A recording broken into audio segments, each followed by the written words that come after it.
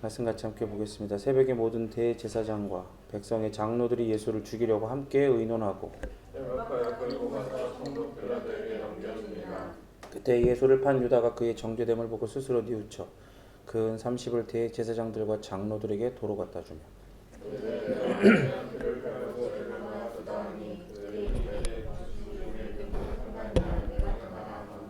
유다가 은을 성소에 던져놓고 물러가서 스스로 목매어 죽은지라.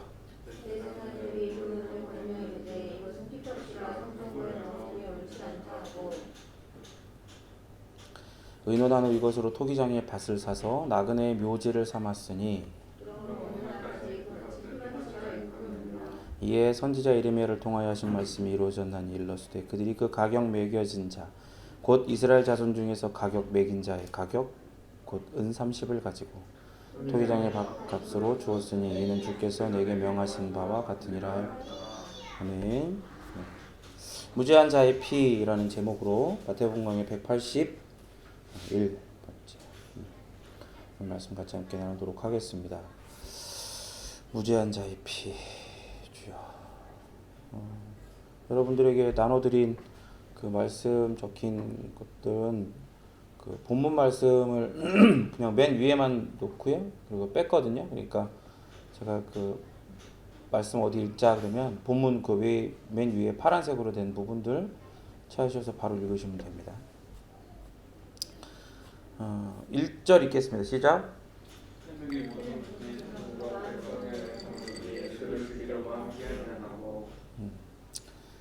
이제 아침이 되었어요. 모든 대제사장들과 백성의 장로들이 예수를 죽이려고 논의를 하는 겁니다. 지난주에 이제 그 예수님께서 끌려가시고 신문 당하시고 그 장면 후에 갑자기 장면이 전환되면서 장소는 같은데 그렇죠? 장소는 같은데 베드로가 이제 부인했던 사건이 나오죠. 그리고서 다시 이제 예수님께서 신문 당하시는 산헤드린 공회의 이제 장면으로 넘어옵니다. 마가복음에 이제 같은 내용을 다룬 평행 본문은 즉시라고 하는데요. 마태복음에서는 앞에 장면과 연결시키는 대라고 하는 헬라어를 사용해서 그러나 또는 그리고로 시작을 합니다. 그래서 앞에 대제사장이 예수님의 죄가 사형에 해당한다고 그죠? 그래서 말했던 그 때리고 놀렸던 장면 그리고 베드로가 예수님을 3번 부인하고 닭이 울자 그도 울었던 장면과 자연스럽게 연결을 시키는 거예요. 그래서 이 두 장면에 의해서 산헤드린 공회의 소집 내용이 나오죠. 그들이 예수님을 밤새도록 신문을 합니다. 지금 뭐 검찰이 뭐 이 사람 저 사람 잡아다가 밤새 신문하고 강도 높은 신문을 막 하면서 그죠? 그렇게 막 하는 것처럼 예수님도 이제 이 공회에 잡혀가서 밤새도록 신문을 당하시는 거예요. 죄가 없는데.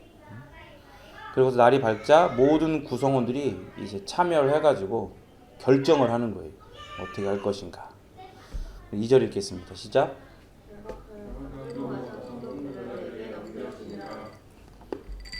그리고 그들은 결박하여 데려가서 총독 빌라도에게 넘겨주었다. 다 같이 모여가지고 결정을 해서 결박한 다음에 끌고 가서 총독 빌라도에게 넘겨주죠. 참 어울리지 않는 단어예요. 예수님에게 그죠? 예수님이 결박 당하실 분이 아니고 끌려가셔야 되는 그런 분이 아니잖아요. 그리고 넘김을 당해야 하는 그런 분이 아니다 이 말입니다. 어느 것 하나 이 2절에 나와 있는 어느 것 하나 예수님의 정체성과 전혀 어울리지 않는 그런 모습으로 예수님이 취급을 받으시죠. 공회가 소집된 목적은 처음부터 예수님을 제거하는 것이었어요. 그래서 이미 짜놓은 대로 밤새도록 신문을 하죠. 우리가 기억하십니까? 이제 많은 증인들을 모으잖아요. 그러니까 거짓 증인, 연기할 사람들을 이 사람 저 사람 모았는데 각본을 짜온 대로 자기들끼리 이렇게 시나리오 짜온 대로 이렇게 증언을 해보기도 하고 이렇게 하면 다 탈락시켰어. 그러다가 2사람이 증언했던 것 그걸 채택해가지고 그죠? 그러니까 다 이미 각본들을 짜고 있던 거예요. 예수님을 뭘로 이 무지한 예수님을 무고한 예수님을 뭘로 잡아 넣어야 하나. 그래서 이제 이 공회의 소집 목적은 처음부터 예수님을 제거하는 거였기 때문에 이미 짜놓은 대로 밤새도록 신문을 합니다. 그러니까 답정 너죠. 답은 정해져 있어. 너는 대답만 하면 되는 거야. 그래서 그렇게 신문해서 결국 예수님은 로마 법정에 기소할 죄목을 찾아 넘기죠. 근데 이게 20장 18절 19절에서 나왔던 그 말씀의 성취인 거예요. 20장 18, 19 읽겠습니다. 시작.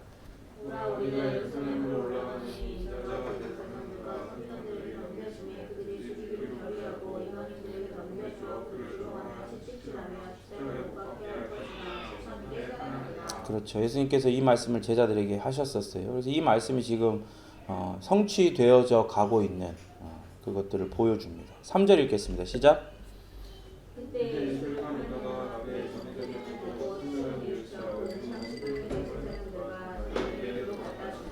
직역을 하면 이렇게 됩니다. 그때 예수를 넘겨준 유다가 예수가 판결받는 것을 보고서 후회하고 은30을 대제사장과 장로들에게 돌려주었다. 이제 그때는 이제 이 마태복음에서 자주 사용하는 토테 이 표현이죠.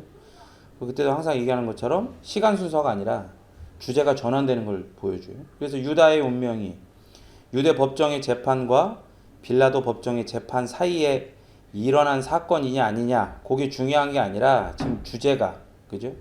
주된 인물의 그런 전환들을 보여주는 게 바로 토테입니다. 마태복음에서 유다는 이제 예수를 판 유다로 소개돼요.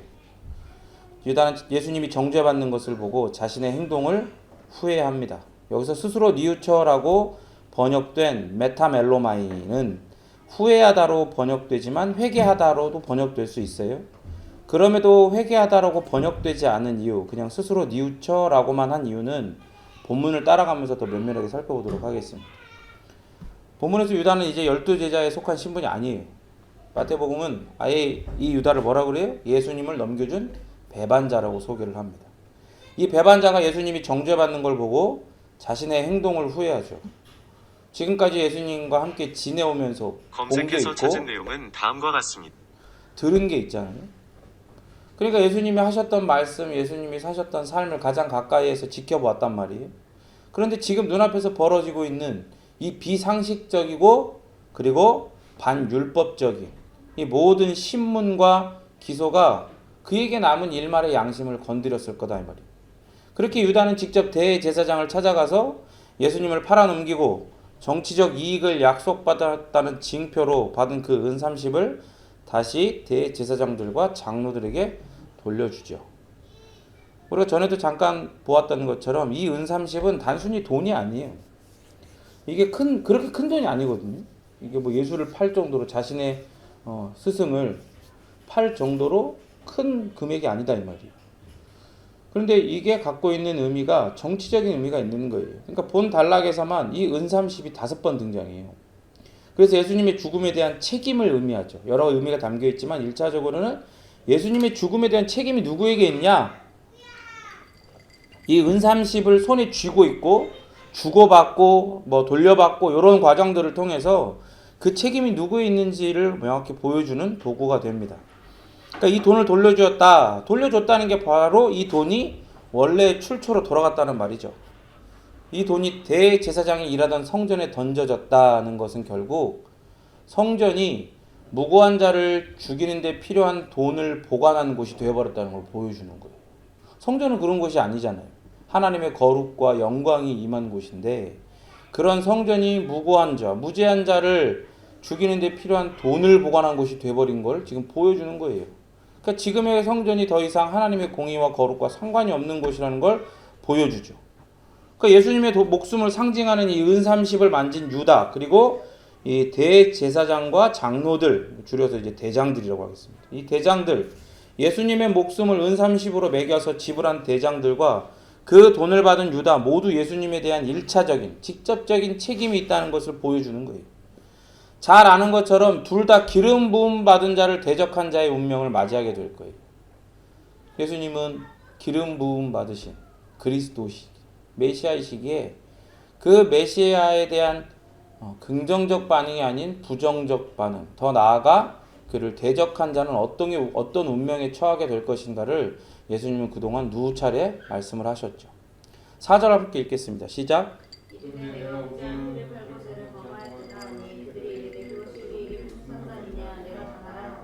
유다가 말했다. 제가 무죄한 피를 넘김으로써 죄를 지었습니다. 그러나 그들이 말했다. 그것이 우리와 무슨 상관이냐? 네가 알아서 해라.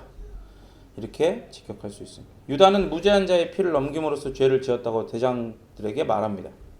넘김으로써라고 번역된 파라두스, 그리고 무죄한으로 번역된 아소스. 이 파라두스와 아소스, 넘기다, 무죄한, 이게 신약에서요 여기에만 나오는 단어예요. 그러니까 이거 뭘 보여주는 거예요? 여기에서만 이 두 단어를 쓰므로 예수님의 피가 죄 없이 흘리는 피라는 것을 이 마태복음은 굉장히 강조하고 있는 거예요. 파라두스, 넘김, 무죄하다, 아소스. 예수님의 피는 죄 없이 흘리는 피, 그걸 강조하는 거죠. 예수님은 죄가 없는 의로운 자로서 피를 흘리셨어요. 그러니 그 무죄하고 의로운 피를 흘리게 한 자들은 악한 자이자 불의한 죄인들인 거죠. 이렇게 무죄한 예수님의 피를 흘리게 만든 자들, 악하며 불의한 죄인들은 유다, 그리고 우리가 잘 아는 바서, 그리고 또 누구예요? 지금 여기 등장하는 대장들, 그렇죠? 바리새인과 서기관들, 대제사장들과 백성의 장로들이에요. 근데 그 사람들일까요? 그 사람들뿐만일까요? 아니요. 이후에 바라바를 살리고 예수님을 죽이라고 소리친 모든 유대의 백성들이, 이스라엘의 백성들이 바로 무죄한 예수님의 피를 흘리게 만든 자들이. 그럼 여기서 이제 뭔가 살짝 저기 깊은 곳에서부터 찔림이 이제 오죠? 안 와? 찔림이 와야 돼. 육적 이스라엘 백성들도 예수님을 못 박아라, 죽여라라고 소리친 무죄한 예수님의 피를 흘리게 만든 자들이죠. 그러면 누구도 이제 우리도 영적인 이스라엘로 우리가 아직 죄인 되었을 때에 우리를 위해 무죄한 예수님이 피를 흘리셨다 이 말이에요. 나는 하나님을 모르고 혹은 하나님을 알아도 내 방식 내 멋대로 아는, 그죠? 하나님의 율법을 정면으로 어겨서, 그러니까 하나님을 내 마음대로 그냥 설정을 하고 내 방식대로 하나님을 섬기는 건 신의 산 밑에서 금으로 황금 송아지를 만들고 이게 바로 애굽에서 우리를 건져낸, 구원해낸 우리의 하나님이다라고 기뻐하며 경배했던 이스라엘의 모습과 똑같은 거예요. 그런 우리가 바로 무죄한 예수님의 피를 흘리게 만든 자들이었죠. 무죄한 의인이신 예수님을, 기름 부음 받은 예수님을 피 흘리게 만든 자들은요 결코 심판을 피해갈 수 없습니다. 마태복음 23장 34절 같이 함께 읽겠습니다. 36절까지 시작. 선지자들과 지혜 있는 자들과 서기관들을 보내매 너희가 그 중에서 더러는 죽이거나 십자가에 못 박고 그 중에서 더러는 너희 회당에서 채찍질하고 이 동네에서 저 동네로 따라다니며 박해하리라. 그러므로 의인 아벨의 피로부터 성전과 제단 사이에서 너희가 죽인 바라가의 아들 사가랴의 피까지 땅 위에서 흘린 의로운 피가 다 너희에게 돌아가리라. 내가 진실로 너희에게 이르노니 이것이 다 이 세대 돌아가리라. 그러니까 여러분 이게 뭘 보여주는 거예요? 예수님은 아셔요. 시간의 주인이시잖아요. 그래서 역사를 영어로 히스토리, 그의 이야기라고 하는 거예요. 예수님은 시간의 주인이세요. 시간의 창조자세요. 그 예수님께서는 다 아시는 거예요. 뭐예요? 하나님께서 대표적으로 선택하신, 말씀을 맡기신 이스라엘 백성들이, 이 죄인놈들이 정신을 못 차리고 지들 멋대로 하나님을 섬기고 이방 우상을 섬기고 막 그런 짓들을 할 때마다 선지자들, 지혜 있는 자들, 서기관들을 보내서 정신 차리라고 선포하고 하나님의 심판과 저주만이 아니라 회개하고 돌이키면 너희들에게 다시 약속했던 복을 회복시키고 그것을 부으시겠다고 계속 시대마다 세대마다 때마다 계속 얘기하셨단 말이에요. 그런데 그들이 어떻게 했어요? 그 중에서 덜어는 대부분을 죽이고 십자가에 못 박고 회당에서 채찍질하고 이 동네에서 저 동네 따라다니며 박해했다. 그러면서 뭐라 그래요? 의인 아벨부터 시작해서 너희가 죽인 바라가의 아들 사가랴. 그래서 이 부분은 그때 강의할 때 얘기했죠. 그러니까 하나님께서 보내신 모든 의로운 자들을 다 이 땅에서 피 흘리게 했단 말이에요. 그런데 그 피가 어떻게 된다고요? 그 피를 흘리게 한 모든 책임이 그 피를 흘리게 한 너희들에게 다 돌아갈 거다. 진실로 정확하게 얘기하는데 너희에게 얘기하는데 이것이 다 이 세대에 돌아갈 거다라고 이야기하십니다. 무죄한 피를 흘리게 한 죄에 대한 심판은 구약에도 말씀하십니다. 신명기 27장 25절 시작.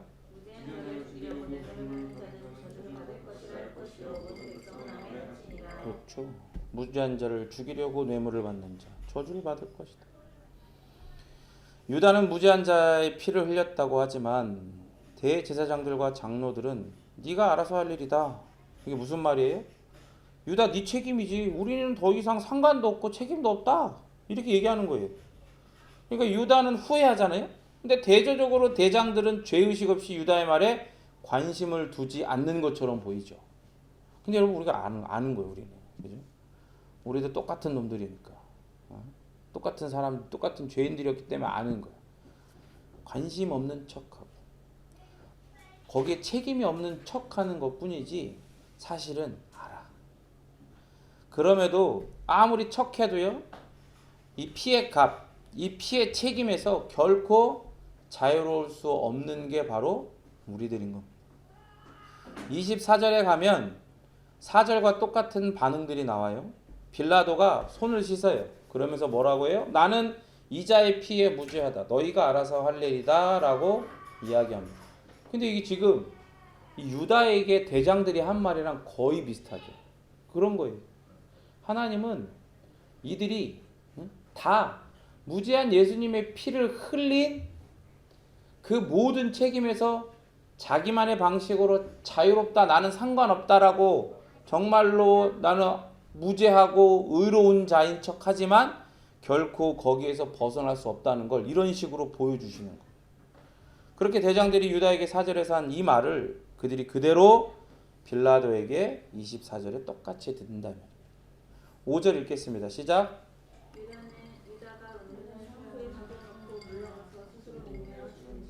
그러자 유다는 그 은을 성전 안으로 던지고 떠났다. 그리고 가서 스스로 목을 매달았다. 유다는 의인 예수님의 피를 흘리게 만든 그 돈을 에이스톤나온이라고 해요. 성전 안으로 던졌다. 이게 던지다는요 원래 헬라어 발로예요. 발로라고 이렇게 쓰거든요. 근데 여기서는 더 과격한 동사인 립토를 사용해 가지고 이 무관심한 척하고 무죄한 척하는 이 대장들에 대한 유다의 분노를 드러내는 거예요. 이 더러운 놈들 무슨 집어 던진 거예요. 성전은 이스라엘의 죄를 위해 속죄 제사를 드리는 공간이잖아요. 대제사장들은 성소의 금고에서 무죄한 그 핏값을 위해 은삼십을 지불했어요. 거기서 꺼내 가지고. 근데 그 돈이 다시 본래 자리로 돌아온 거예요. 그러니까 보세요. 이게 성소예요? 이게 거룩이에요? 이 대제사장들은요. 그러니까 하나님의 거룩과 이스라엘 백성들이 생명처럼 여기는 성전을 중심으로 한 신학, 하나님에 대한 지식과 이해에 있어서 최후의 보루에 있는 사람이에요. 그러니까 이 신학과 하나님에 대해서 하나님의 거룩에 대해서 가리키고 그렇게 살게 하는 바리새인과 서기관들이 1차적으로 백성들을 그렇게 살게 하고 가르치고 있다면 정말로 마지막 최후의 그 자리에서 그 하나님의 거룩과 영광을 지켜야 되는 사람들이 바로 이 대제사장들이란 말이에요. 근데 그 사람들이 어떻게 했어요? 하나님의 거룩한 성전의 금고에서 이 무죄하신 그리스도이신 메시아이신 구원자이신 창조주이신 하나님의 아들이신 이 예수님을 죽이라고 그 핏값을 은30을 꺼내서 줬단 말이에요. 근데 보세요 여러분. 은30을 돌려주려고 유다가 있을 수 없는 곳에 발을 지금 들여놓은 거예요. 유다가 지금 어디에 있는 거예요? 유다가 성전에 있는 거예요. 지금 성전에 발을 딛고 있는 거예요. 이거는 율법을 어긴 거예요. 하나님의 거룩을 침해한 거라 이 말이에요.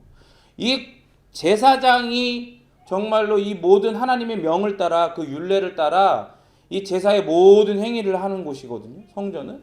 그러니까 성전 안은 예를 들어 그 성전 바깥에 있는 뜰, 이방인의 뜰이나 성전 바깥에 있는 곳에는 이런 모든 사람들이 그렇게 율법에 위배되지 않는 그런 자격을 가진 사람들이 드나들 수는 있지만 이 성전만큼은 하나님께서 세우신 기름 부음 받은 자들만 그곳에 설 수가 있는 거예요. 대제사장만. 근데 지금 거기에 서 있는 거예요. 왜? 한패 없으니까. 뭐에 대한? 불의한?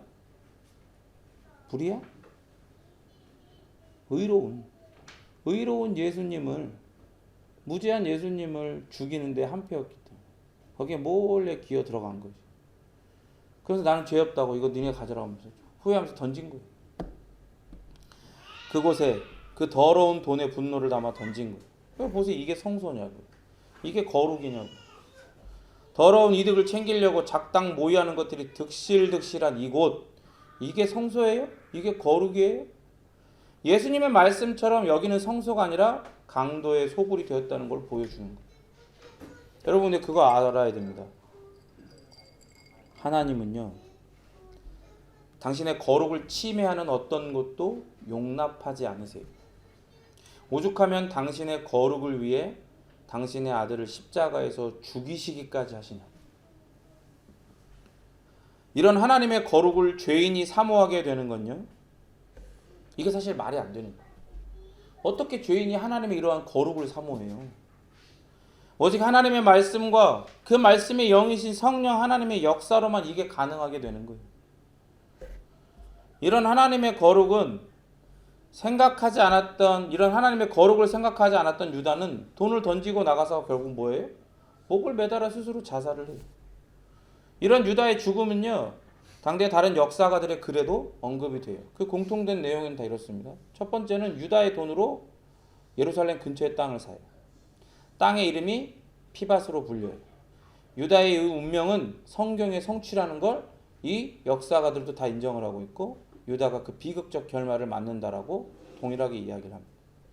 여러분 보세요. 유다는 왜 후회하고 혹은 뭐 그 표현 자체가 회개하다라고도 쓰이기도 하니까, 그럼 우선 1차적으로 표면적으로 언어적으로 후회하거나 회개하고 대제사장을 찾아갔을까? 생각을 해봐요. 여러분 우리는 회개할 때 누구에게로 달려갑니까? 하나님에게로? 하나님에게로 가고자 해서 회개하잖아요. 그래서 그 회개할 때 누구에게로 가요? 예수님에게로 간단 말이에요. 예수님이 우리의 모든 죄를 다 대속하시고 이제 성경적 표현으로 도말하시고 완전히 씻으셨기에 우리 대신 모든 죄에 대한 책임과 그 모든 것들을 다 해결하셨기에 피 흘리심으로 우리는 그 예수님에게로 달려가요. 그래서 그 예수님에게 우리가 믿음으로 연합되어 있다는 사실을 다시금 확신하고 그것들을 가지고 하나님의 은혜의 보좌 앞으로 담대히 나아가 우리가 하나님을 예배하며 우리가 예배자의 삶을 살아갈 수가 있는 것 아니겠습니까? 그런데 유다는 지금 여기서 예수님을 배반한 배반자라고 불리지만 바로 얼마 전까지만 하더라도 유다는 누구였어요? 예수님의 제자였어요. 그러니까 돈괴를 맡고 있는, 회개를 보는 신뢰받는 제자였단 말이에요. 신뢰받는 제자. 조심해. 신뢰받는 거 조심해야 돼. 회개해서 조심해야 돼. 그런데 보세요. 그럼에도 불구하고 어떻게 됐어요? 지금 여기서 어떻게 됐어요? 이 유다는 예수님에게로 달려가지 않아. 가서 예수님 제가 잘못했습니다. 이럴 수 있잖아. 근데 그러지 않았어. 누구에게 달려가? 대제사장을 찾아간 거예요. 왜 그런 거예요?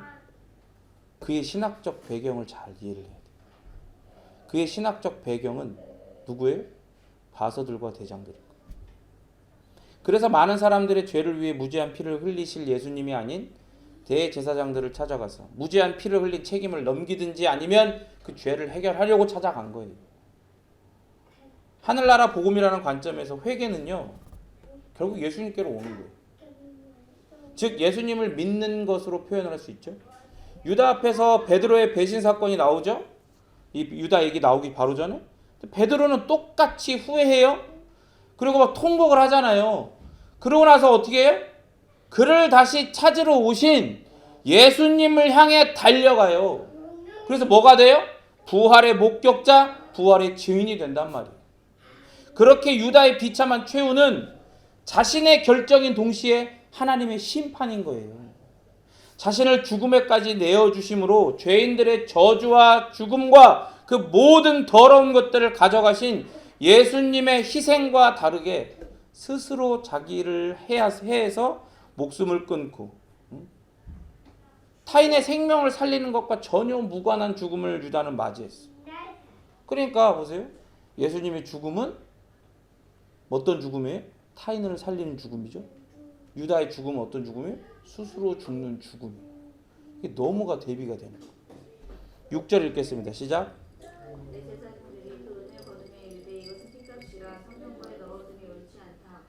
대제사장들이 그 은을 받고 말했다. 제가 지금 어딜 강조한지 알겠죠? 대제사장들이 그 은을 받고 말했다. 이것은 피해 값이기 때문에 보고에 넣어두는 것은 맞지 않다. 대제사장들은 유다가 집어던진 은 30을 받고는 이렇게 얘기해요. 팀의 하이마토스, 그러니까 피해 값이라고 불러요. 그들 스스로 은 30은 예수의 피, 곧 예수의 목숨의 대가로 지불된 돈이라는 걸 알고 있는 거예요. 그러니까 유다도 예수님이 죽게 될 것을 알고 대제사장들과 거래한 거예요. 그러니까 그런 거 있어요. 유다서 같은 그런 그 가론 유다에 대한 그걸 가지고 위경인데 복음서 같은 게 있어요. 가짜. 거기에는 이 유다가 굉장히 뭐랄까 휴머니즘이랄까 하나님의 어떤 예비된 뭐 그런 것들 되게 의인처럼 막 이렇게 이상하게 해석이 되거든요. 근데 거기서 하는 게 유다는 하나님에 의해서 이렇게 쓰임 받은 거지. 유다는 그렇게 예수님을 죽일 의도가 없었다. 뭐 이런 식으로 얘기하고 막 이렇게 비트는 거예요. 그런 게 전혀 아니라는 걸 이 본문을 통해 보여주는 거예요. 이 대장들이 지금 뭐라 그랬어요? 피해 값이라 그랬잖아요. 피해 값으로 유다에게 피해 값이라고 은 30을 준 거예요. 유다도 피해 값으로 처음에 받은 거고. 근데 그 피해 값인 은 30이 지금 주거니 받거니 다시 던져지고 이렇게 왔다 갔다 하는 거다 이 말입니다. 그들이 말한 대로 그 돈은 무지한 자의 피를 흘린 대가였어요. 본문은 대제사장들이 그 은을 라본테스 그리고 9절에서는 엘라본 모두 받았다 이렇게 얘기해요. 그러니까 이 돈을 피값이라고 하면서 성전의 금고에 넣는 것은 불법이다 그랬잖아요. 이게 더러운 거니까 부정한 거니까 그래놓고 어떻게 했어요? 정작 그 돈은 엘라본 받았다고요. 받았다. 아까 얘기했죠. 이게 거룩이? 이게 거룩이냐고. 아니라고. 신명기 23장 18절 읽겠습니다. 시작.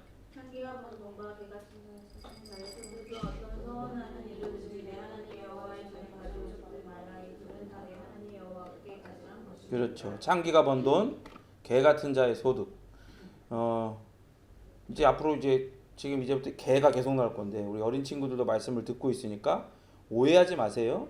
욕하는 게 아니고 그 애견인들 있잖아요. 애견인들 기분 나쁠 수가 있는데 개를 욕하는 게 아니라 어떤 이런 문학적 표현, 그죠? 문학적 표현으로서 어떤 그런 뭐랄까 더러운 것들을 표현하는 그런 방식인 거예요. 개 같은 자의 소득. 어떤 선하는 일로든지 내 하나님 여호와의 전에 가져오지 말아라. 이건 하나님 보시기에 가증한 거, 불의한 거기 때문에 가지고 오지 말아라. 그렇죠? 보세요. 이런 개 같은 유다가 은 30을 집어 던져요. 근데 개 같은 대장들이 그걸 어떻게 했어요? 엘라본 받았어요. 개 같은 유다가 어디에서 이 은 30을 던졌어요? 성전에서. 개 같은 대장들이 어디에서 은 30을 받았어요? 성전에서. 이런 개 같은 경우가, 이런 가증한 경우가 어딨냐? 이런 가증한 경우가 어디 있어? 여러분 보세요. 이 개 같은 대장들은 일이 아니더라도 개같이 가증한 것들이에요. 이미 예수님을 기소하려고 거짓 증인들을 동원했어요. 무죄한 예수님을 십자가에 못 박혀 죽도록 모의했어요. 넘겨줬어요. 압박하고 조작하고 선동한 자들이란 말이에요. 그러니까 마태복음은 이들이 바서들과 같이 위선자라고 지금 말하고 있는 거예요. 7절 8절 읽겠습니다. 시작.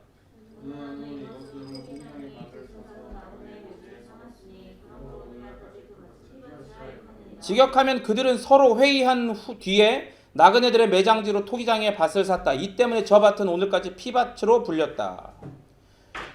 여러분 보세요. 이 대장들은 그냥 대장이 아니라 지금 본문을 보니까 위선 대장인 거예요. 그죠? 바서들처럼 위선 대장인 거예요. 위선 대장. 부정한 돈을 성전 관련 일에 사용할 수 없다 이러면서 회의해가지고 다른 용도를 생각해냈죠. 그러니까 보세요. 지금 부정할 대로 부정하고 개 같은 경우가 지금 이런 나쁜 놈들인데, 개 같은 놈들인데 지금 그들이 거룩한 척, 의로운 척하면서 지금 하고 있는 게 이건 부정한 돈이니까 피값이니까 지들이 받아놓고 피값이니까 성전에 관련된 일엔 사용하지 말자 이러고 지금 어떻게 할까 회의하고 있는 거예요. 그러고서 생각해낸 용도 이게 뭐예요? 유대인들은요 우리가 전에도 한번 몇 번 얘기했었는데 죽은 자들을 매장하는 걸요 착한 일을 행하는 거 있잖아요. 다른 사람들을 돕는 거, 가난한 자를 돕는 거 이런 자선과 죽은 자들을 매장하는 것 이 두 가지를 최고의 미덕들 중에 하나로 생각했어요. 그러니까 이제 그때 예수님을 따르는 수많은 제자 중 한 명이 나로 하여금 내 아버지를 장사하고 다시 예수님을 따르게 하소서 할 때 예수님이 거기에 대해서 말씀하신 적이 있죠. 죽은 자는 죽은 자에게 맡기고 너는 나를 따르라고 얘기했던 그 강의 내용들 기억나죠? 그러니까 왜 그러냐면 단순히 우리의 생각에 자기 가족이니까 이걸 떠나는 거예요. 이건 굉장히 더 율법적인 일인 거예요. 율법에서 가르치고 있는 굉장히 자기의 의와 공로가 되는 일인 거예요. 그게. 근데 보세요. 나그네들의 매장지를 구입하는데 이 돈을 쓴다? 이거 어마어마한 거지.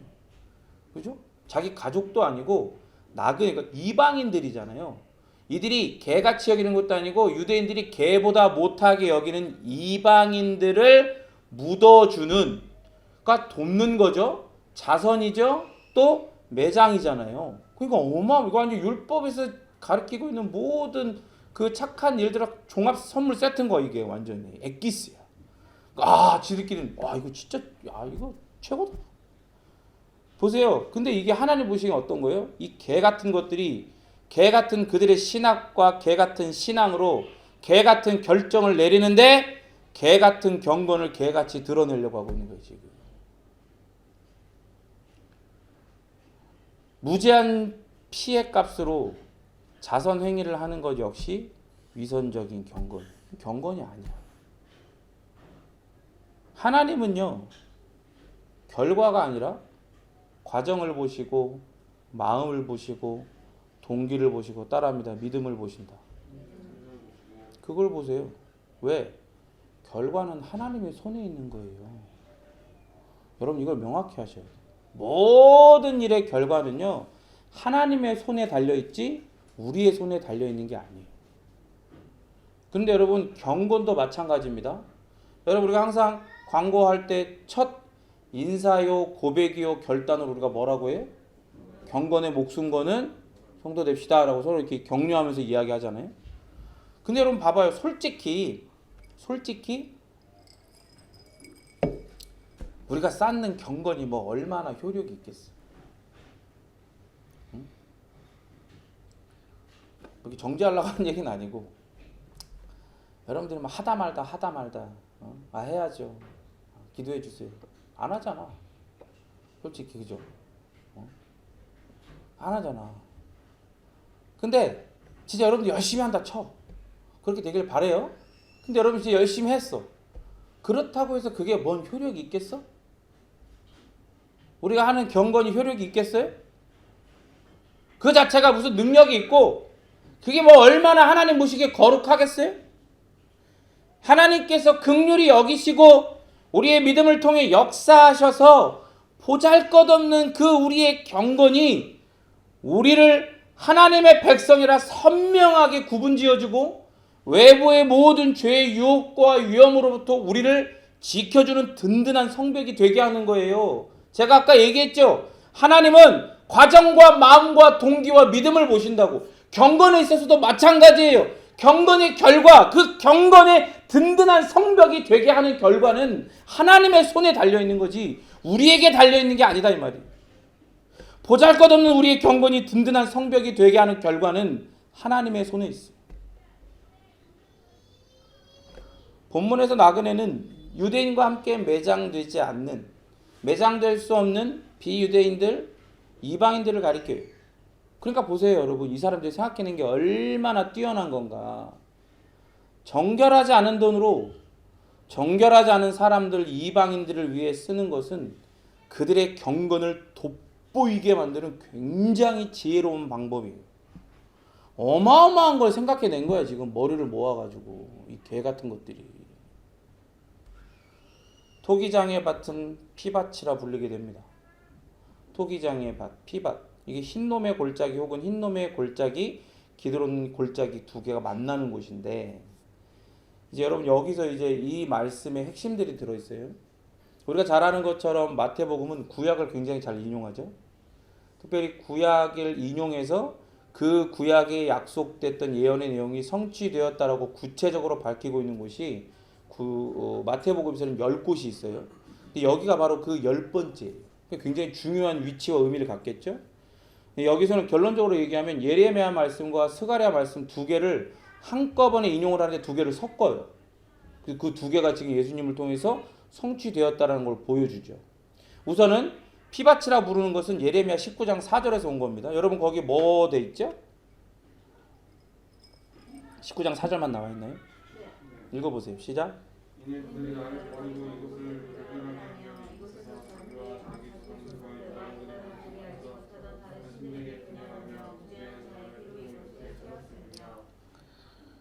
이제 예레미야에게 하나님께서 말씀을 하십니다.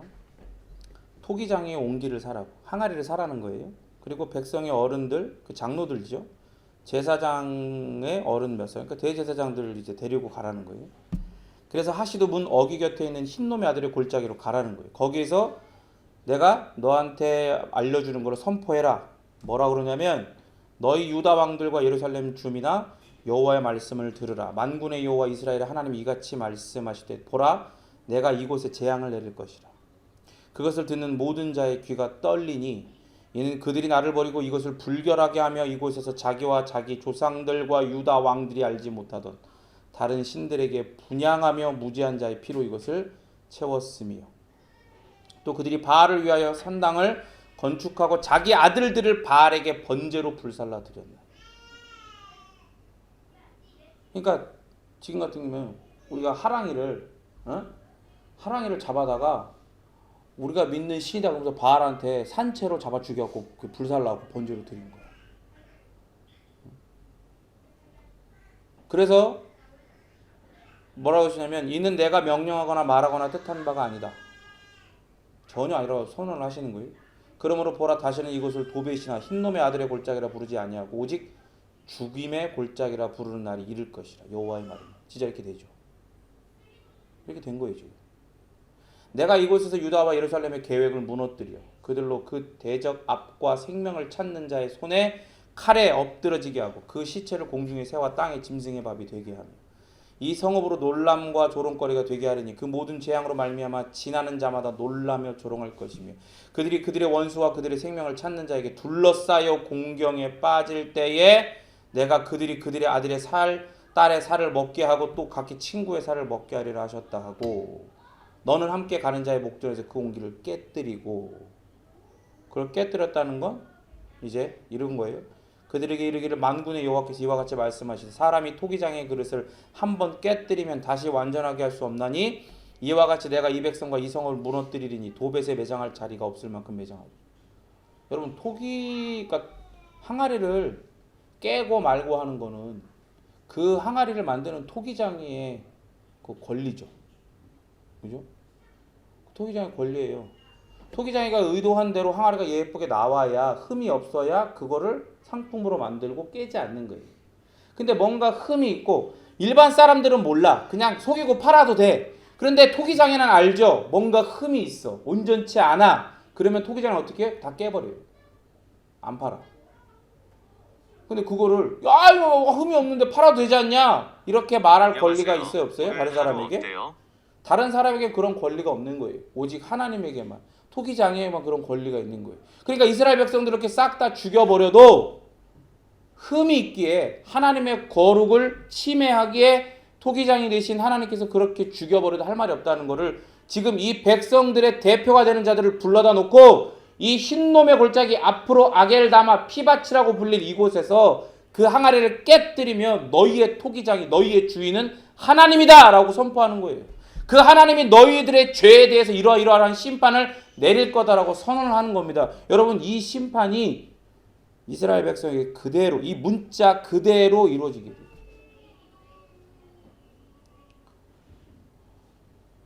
예루살렘 성에 모여가지고 둘러싸여서 이방 군대에 둘러싸여가지고 자기의 아들, 서로의 아들을 잡아먹고 그런 일들이 일어나요. 진짜 수없이 많은 사람이 피를 흘려요.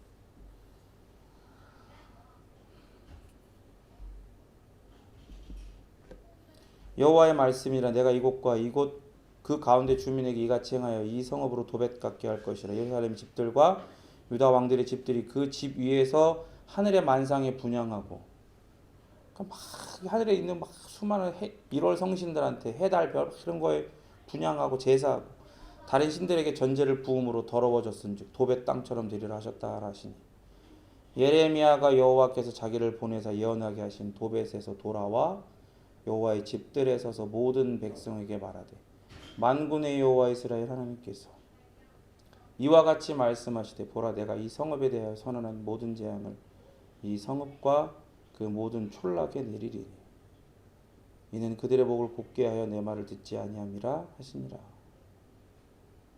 이렇게 말하면요, 듣는 척이라도 해야 되잖아. 그래도 자기들은 하나님의 백성이라고 그런 자부심이 있으면, 그죠? 아무리 하나님의 거룩이 그 의미가 퇴색이 되고 지들이 막 바알에다가 막 지 새끼들을 잡아 죽여갖고 분양을 하고 별 개같은 짓을 다 해도 하나님이 이렇게 무시무시한 예언을 하시고 징계를 선언하면 그 죄라도 뿌리고 옷이라도 찢고 회개하는 척이라도 해야 되잖아요. 제사장 바스울이라는 사람이요, 이 거짓 선지자거든요. 예레미야를 엄청 때려요. 이 말을 하고 있는데. 그리고 나무 고랑으로 목에 채워, 그 목에 칼 채우는 거 있죠, 우리 옛날에 보면. 그런 것처럼 목에 채워 가둬요. 어디서 이런 말 같지도 않은 소리 하냐. 그러니까 이런 모습이 있잖아요. 이 개 같은 바서 대장들의 모습이 한두 세대의 혹은 지금 예수님의 세대의 일만이 아니라는 걸 보여주는 거예요. 모든 죄인이 어떻게 하나님의 말씀과 그 말씀을 선포하는 선지자, 메시아, 그리스도에게 반응하는지를 의인은 없나니 하나도 없는 비참한 현실을 보여준다. 말씀을 준비하면서 우리 한국 교회가 떠올랐어. 한국 교회가 떠올랐어. 여러분들이 우리가 베이직 공동체라는 한 공동체를 이루기 전에 이 교회 저 교회 바른 말씀을 전하는 교회를 찾기 위해서 애를 쓰고 슬퍼하면서 여기저기 다닐 때, 가슴 아파하며 다닐 때 여러분들의 교회를 추천을 못 해줘. 내가 다른 교회에 크게 관심이 없는 것도 있지만 바르게 하나님의 말씀을 가르치는 교회가 희귀한 시대가 돼버렸어요. 희귀한 시대가. 지금이라고 달라요? 여러분들이 왜 그렇게 교회를 찾는 게 어려웠을까요? 교회들의 대부분, 신학교 교수들의 대부분, 신학생들의 대부분, 성도들의 대부분이 지금 어떻게 생각하고 있는지 아십니까? 예수님을 믿음으로 의롭다 칭함받았으면 그것만으로도 감지독지하고 은혜롭고 고마워서 의인답게 사는 것은 내가 죽을 힘을 다해 헌신하고 평생을 노력해야 하는, 그렇게 은혜로 주신 이 정체성에 맞게 살려고 애쓰고 애쓰는 게 참된 신앙이고 믿음이라고 생각하는 게 지금 이 시대의 신학이고 신앙이다 이 말입니다. 이걸 가르치고 이런 걸 배우고 이런 걸 선언하고 있어요. 이걸 복음이라고 전하고 있는 이 세대란 말이에요. 이게 다르냐고. 그런 거 아니라고 얘기하면 어떻게 돼요? 너는 우리와 갈 길이 다르다고.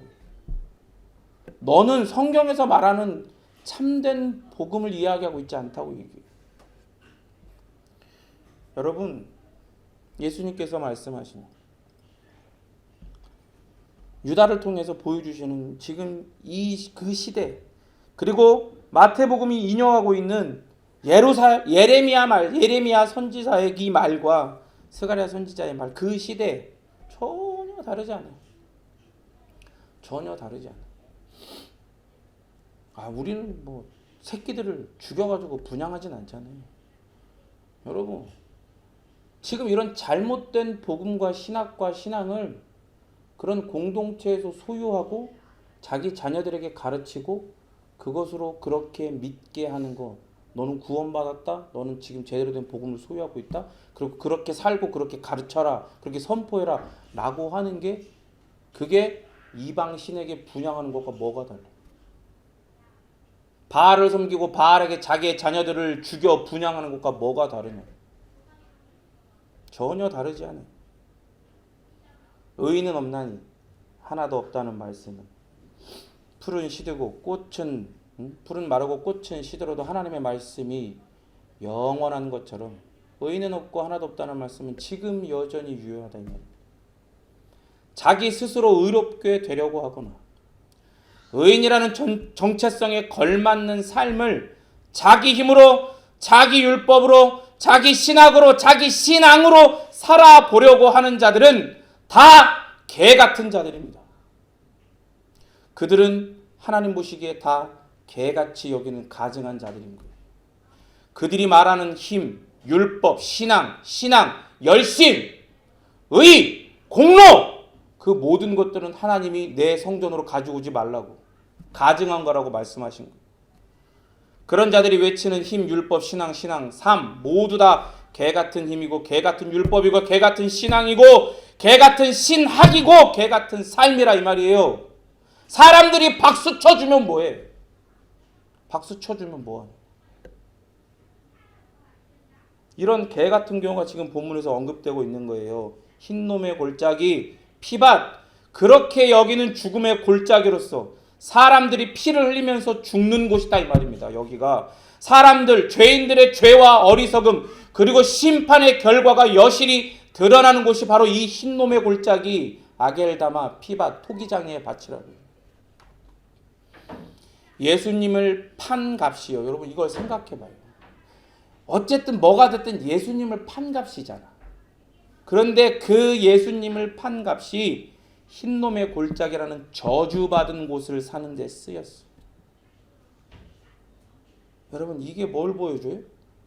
이게 메시아를 판 돈이 은30 고작 그 돈 조금 받는데 심지어 이런 걸 사는데 사용되는 거야? 라고 생각할 수 있지만 하나님의 계획은요, 이걸 보여주심으로 놀라운 반전과 영원한 소망을 우리에게 선물해 준다 이 말이에요.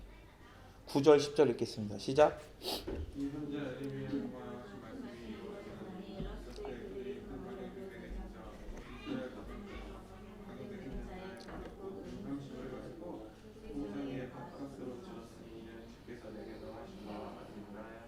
직역하면 그래서 선지자 예레미야를 통해 말하는 것이 성취되었다. 그들이 은화 30개 즉 이스라엘 아들들에 의해 값이 매겨진 자의 값을 받았다.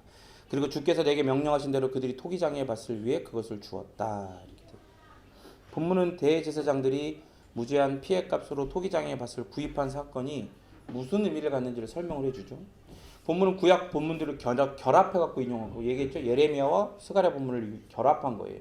그래서 인용을 하는 거예요. 그 두 개가 다 성취되었다는 걸 보여주죠. 유다의 배반에서 시작해서 토기장의 밭을 나그네의 매장지로 구입하게 된 이 사건이 우리로 하여금 예수님의 피를 구원 역사의 관점에서 바라보도록 인도해줘요. 마태복음은 무죄한 자가 흘린 피의 대가인 피값으로 산 땅이 피의 밭으로 불린 것을 선지자 예레미야가 말한 거라고 말한 것의 성취라고 이야기하는데 9절에서 마태복음에 나오는 이 구약 성취 본문은 이 10개가 저 얘기 있죠. 10개가 성취된 인용된 성취 구절에 나온다고. 그 마지막 본문이 마태복음이 구약이 성취되었음을 말할 때마다 그 사건은요, 하나님의 계획과 주권에 따라 이루어진 거다라는 걸 보여주는 거거든요. 이미 영원한 지혜를 가지고 하나님께서 예정하시고 예언하셨던 그 일들이 구약에서 선지자를 통해 입술을 통해서 그렇게 선포되었던 일들이 지금 여기에서 이루어지고 있다는 걸 보여주는 거예요. 예수님을 둘러싼 이 삶과 모든 관계들 안에서 이게 일어나고 성취되었다는 걸 보여주는 거거든요. 대제사장들이 유다의 돈으로 토기장의 밭을 산 것을 묘사하는 9절 10절은요. 스가랴 11장 13절과 가까워요. 읽겠습니다. 시작.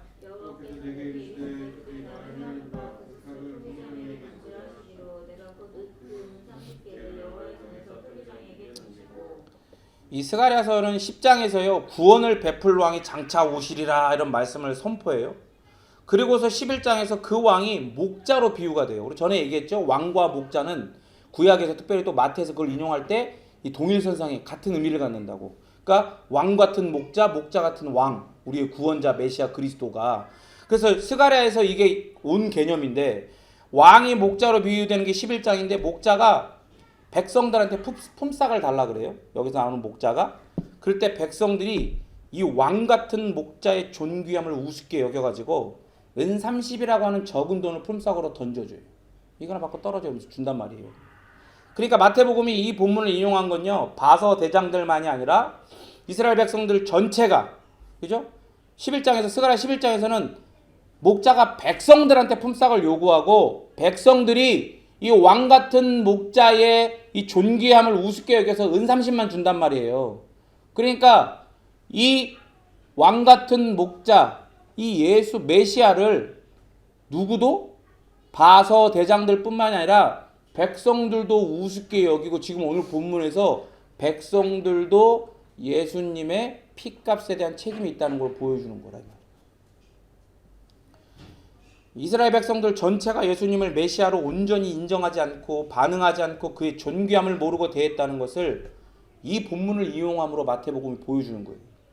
그렇게 마태복음은 스가랴 11장을 이용해서 예수님의 매겨진 값, 몸값, 피값 이걸 강조하고 이 돈으로 구입한 토기장의 밭이 무슨 의미인지를 그 심판을 예언한 예레미야 본문을 합쳐가지고 그 인용해서 이게 이루어졌다, 성취됐다라고 이야기하고 있는 겁니다. 그럼 보세요 여러분.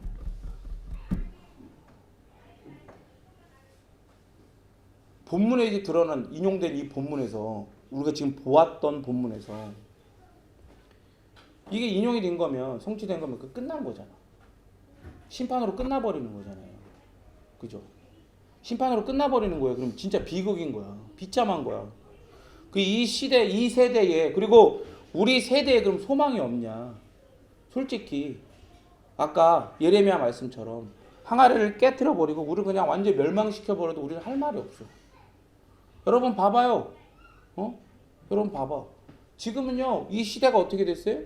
뭐 하나님의 거룩 이런 걸 떠나서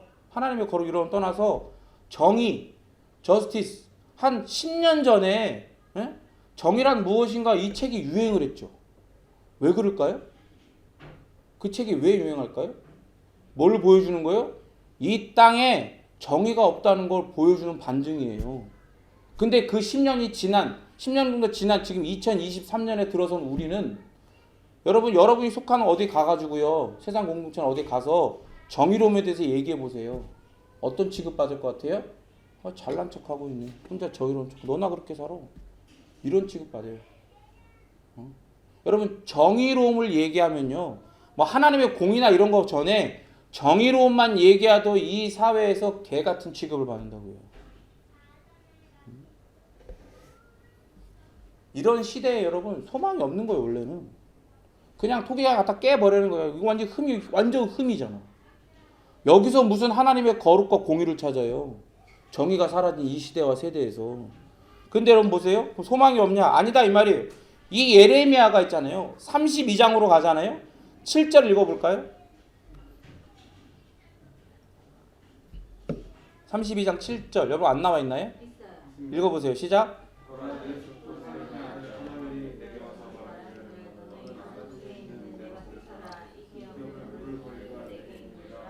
여러분 지금 이 32장의 상황이 어떤 상황이냐면 하나님께서 예루살렘에게 바벨론 군대를 보내가지고 바벨론 군대가 이 예루살렘 아기를 에워 싸버렸어. 거기서 굶어 죽을 판이야. 그 예레미야가 갇혀 있을 때 하나님이 예레미야에게 갑자기 밭을 사라고 명령을 하시는 거예요. 네 숙부 살룸의 아들 하나멜이 너한테 와서 아나돗에 있는 내 밭을 사라. 이 기업을 물을 권리가 너한테 있다. 그렇게 얘기할 거다. 근데 진짜 그렇게 됐어요. 여러분 이게 얼마나 황당해요? 지금 땅을 살 판이에요 지금? 지금 싹 다 지금 뭐 서로 잡아먹고 그냥 굶어 죽고 그냥 진멸돼서 멸망당할 상황이잖아요. 지금 둘러싸여가지고. 근데 거기서 땅을 사래 하나님이 갑자기 예레미야한테. 그 진짜 그대로 이루어졌어. 와갖고 사라고. 그 샀어. 15절 있나요? 15절? 네. 시작.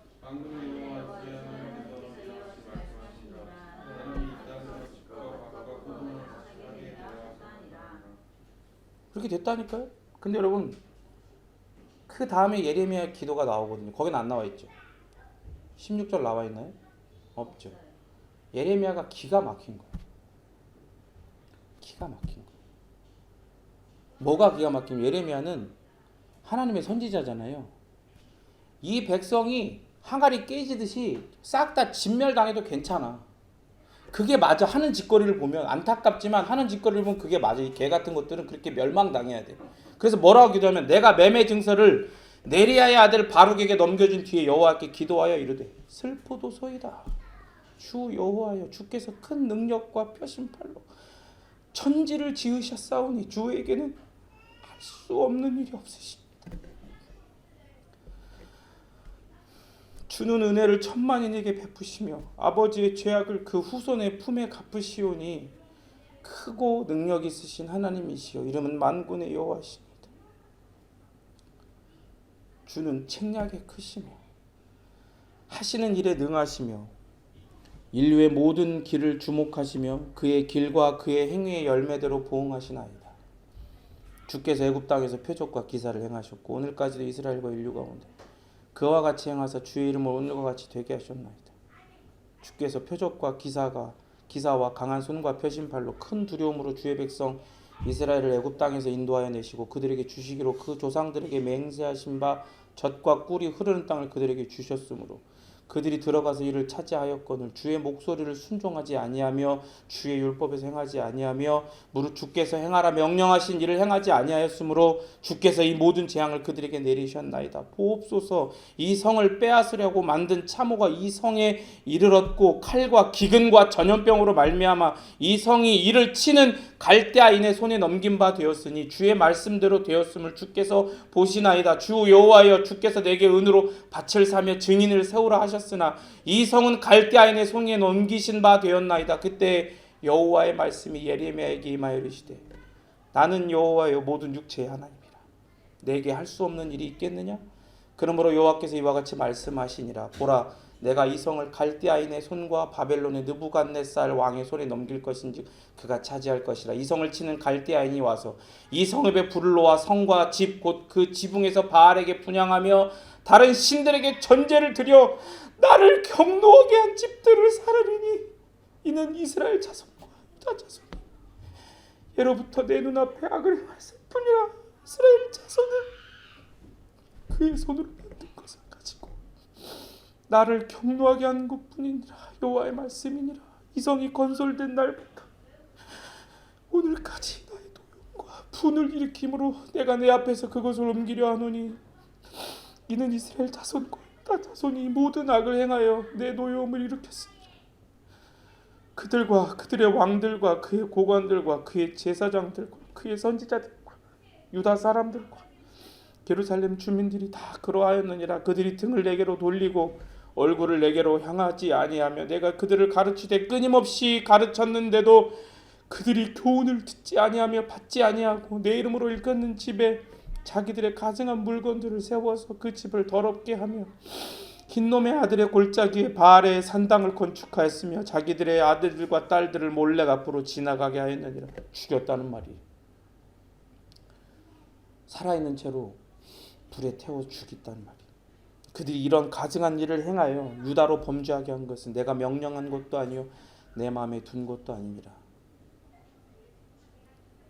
그러나 이스라엘의 하나님 여호와께서 너희가 말하는 바 칼과 기근과 전염병으로 말미암아 바벨론 왕의 손에 넘긴 바 되었다 하는 이 성에 대하여 이와 같이 말씀하시니라. 보라 내가 노여움과 분함과 큰 분노로 그들을 쫓아 보내었던 모든 지방에서 그들을 모아들여 이곳으로 돌아오게 하여 안전히 살게 할 것이라.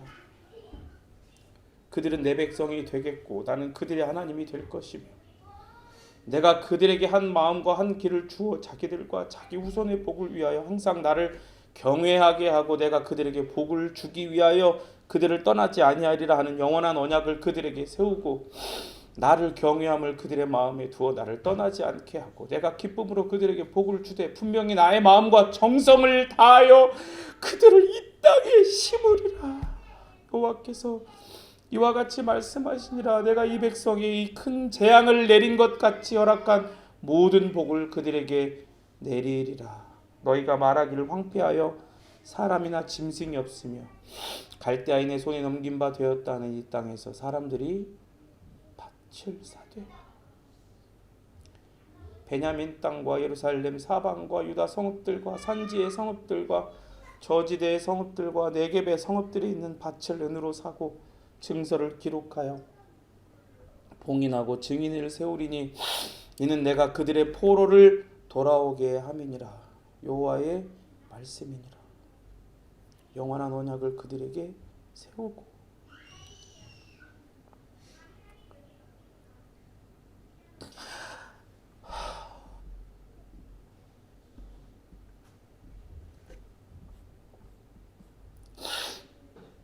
이해가 안 갑니다. 이해가. 선지자 예레미야도 그렇게 죽임 당하는 게 맞다고 이야기하는데도 하나님은 살리시고 회복시키시겠다 하시고 영원한 언약을 세우겠다고. 영원한 언약이 뭔지 알죠? 예수님이 예수님을 통한 은혜의 언약을 세우시겠다고 이미 이 자리에서 선포하신 거예요. 어떤 자리? 그들이 가증하고 개 같은 일을 해서 멸망당하게 둘러싼 이 자리에서 이 이야기를 선포하시는 거예요. 왜요? 왜? 그러니까 사도 요한은 이야기하는 거예요. 하나님은 사랑이시다. 사랑은 허다한 죄를 덮는 겁니다.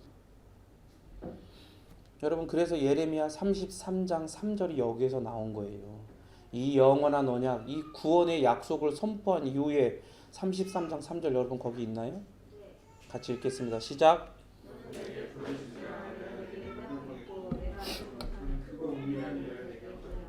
여러분, 이거를 은사주의자들이 좋아하는 말씀이야. 기도 많이 하면 순복음 같은 사람이 좋아하는 말씀이래.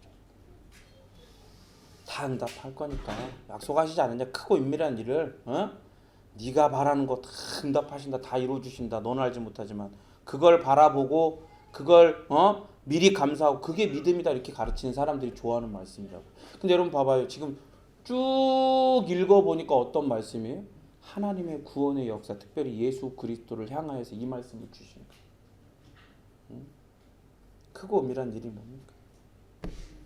하나님은 큰 재앙을 그들의 죄로 인해 내리시지만 하나님께서 계획하신 구원의 역사를 이룰 모든 복을 또한 내리시는 거예요. 왜 회복시키시고 왜 땅을 사게 하고 왜 영원한 언약을 주시겠다 약속하세요? 예수 그리스도가 거기에 서 계시거든요. 지금 이 마태복음 27장의 이 자리에 서 계시거든요. 하나님은 그걸 알고 계시거든요. 그게 하나님의 계획이고 그게 하나님의 뜻이기 때문에 예레미야의 이 비참하고 멸망을 앞에 둔 이 현실 가운데서도 하나님은 예레미야를 통해 이걸 선포하게 하시는 거예요. 그렇게 하나님은 우리로 그 하나님에게 우리의 토기장이 되신 하나님에게 부르짖으라 명하시는 거예요. 반드시 응답하실 것을 약속하시며 우리가 알 수 없는 크고 은밀한 이 귀하고 광대하고 영원하고 은밀하고 비밀스러운 이 구원의 역사를 우리에게 보이시고 동참하게 하시리라, 소유케 하고 누리게 하시리라 약속하신다 이 말입니다. 그래서 예수님께서 은 30이라는 말도 안 되는 값, 하나님의 아들 메시아이신 예수님이 흘린 피값이 더러운 땅, 유대인들은 묻히기를 원하지 않는 개보다 못하게 여겨지는 이방인을 묻는 장소인 이 게헨나의 밭이나 살 정도로 값싸게 매겨진지만 이 모든 것이 뭐의 성취다? 이 예언의 성취다. 사람들이 매기는 가치와 달리 수많은 사람을 살리는 가치이고 영생의 가치라는 걸 피 흘려 죽으실 때 보여주시는 거예요. 예수님께서 죽으실 때 어떤 일이 일어나요? 성전 안에 성소와 지성소를 구별하는 그 커튼이 있어요. 그 커튼 두께가 어른 손바닥만 해요. 두께가. 그러니까 이건 거의 벽이나 마찬가지잖아요. 그런데 그게 어떻게 돼요? 예수님이 죽으실 때 그 휘장이 갈라지는데 너무 두꺼우니까 터지는 것처럼 갈라져 버리는 거예요. 성소와 지성소를 구분짓는 그 그 휘장이 그걸 뭘 보여주는 거예요? 우리가 하나님에게로 갈 길이 열렸다는 걸 보여주는 거예요. 그리고 어떤 일이 일어납니까? 무덤에서 죽어갖고 묻혀있는 자들이, 성경에서 그걸 뭐라 그러냐면 자던 자들이, 무덤에서 자던 자들이 부활해서 일어났어요. 소생해서 일어났단 말이에요. 부활이 아니고 소생해서 갑자기 일어나게 된 거예요. 뭘 보여주는 거예요? 예수님의 죽음으로, 당신의 죽음으로 당신의 죽음 안에서 죽음을 죽여버리셨다는 걸 보여주는 거예요. 그러니까 죽임 당했던 자들이 어떻게 된 거예요? 살아나는 거예요. 소생하는 거예요. 지금도 많은 사람들이 예수님의 피값을 값싸고 하찮게 매겨요. 병이나 낫게 하는 이름이다. 가난에서나 벗어나게 하는 이름으로. 귀신이나 쫓아내게 하는 이름으로. 사업이나 잘되게 하는 이름으로. 내 소원이나 이루어지게 하는 이름으로. 그렇게 복이나 받는 이름. 혹은 죄에 대한 책임에서나 겨우 벗어나게 하는 이름 정도. 그 정도로만 예수님의 피값을 매긴다 이 말이에요. 그렇게 예나 지금이나 예수님의 이름을 죄인들은 싸고 하찮게 매겨요. 그러나 어떤 사람이라도 회복시키는, 살려내는 값어치를 지녔고 영원한 나라를 오게 하셨고 완성되게 하시고 그 나라의 백성이 되게 하시고 그 나라의 백성, 영원한 나라의 영원한 백성답게 살아가게 하는 값어치를 지닌 이름입니다. 이 사실이 영원 불변하고 영원히 유효하다는 걸 우리는 기억해야 됩니다. 우리는 본문을 통해서 무지한 예수님께서 흘리신 피가 두 가지 사실, 하나님의 심판과 하나님의 긍휼이라는 신비의 이 두 가지 실체를 깨닫게 해요. 예수님의 순환과 죽음에는 항상 이 두 가지 실체, 심판과 긍휼이라는 실체가 팽팽하게 텐션을 유지하면서 드러납니다.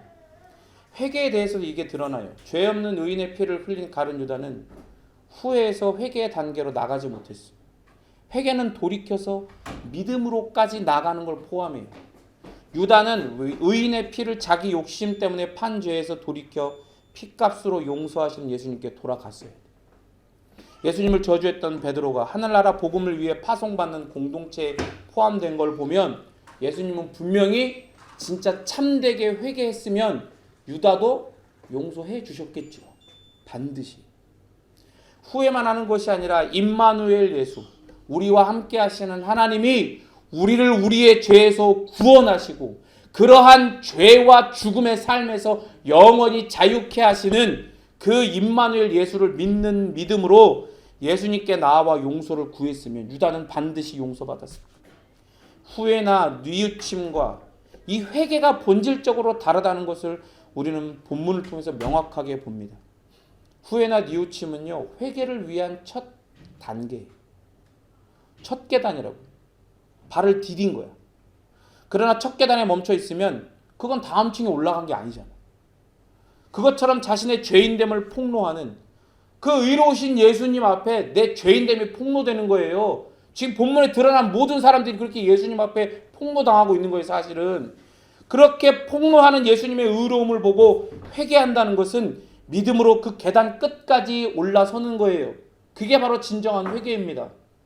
이러한 회개는요, 회심이라고 하는 동전의 한 면인 거예요. 그래서 믿음이라는 또 다른 면이 있는 거예요. 이쪽 면은 뭐예요?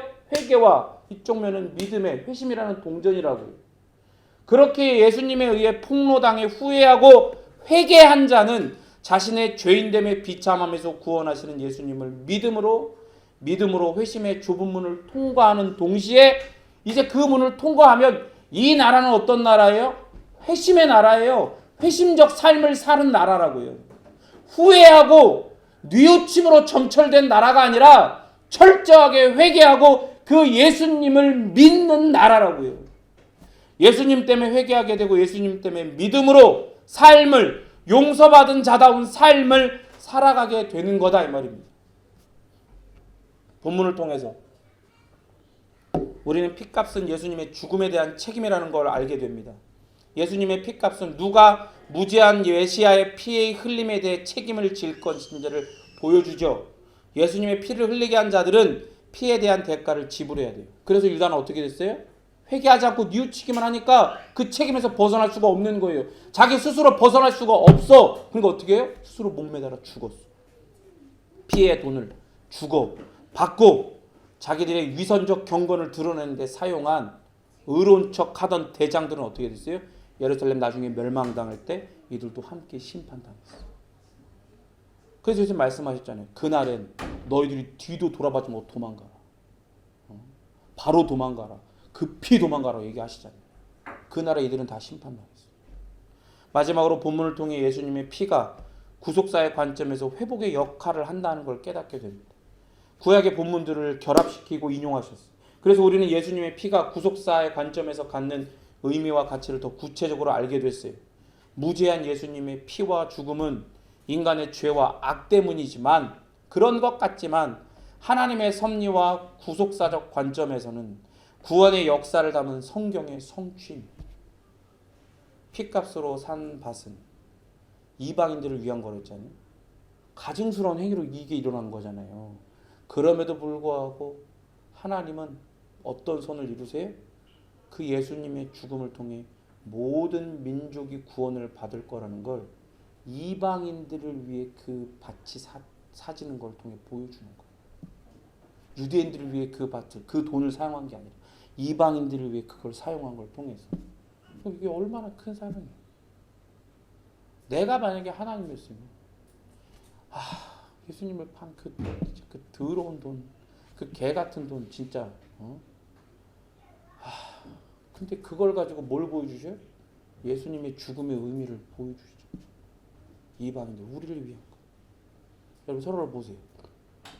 이렇게 얘기합시다. 우리는 그렇게 구원받았습니다. 우리는 그렇게 구원받았습니다. 예수님의 피 흘리심을 통해. 이것을 깨닫고 이걸 더 깊이 묵상하며 회심적 삶의 구조에서 정말로 하나님의 백성다운 삶의 모습으로 믿음으로 그렇게 살아가게 되어지는 경건의 성벽을 쌓게 되어지는 우리 베이직교회 성도들 되길 진심으로 축원합니다. 함께 기도하겠습니다.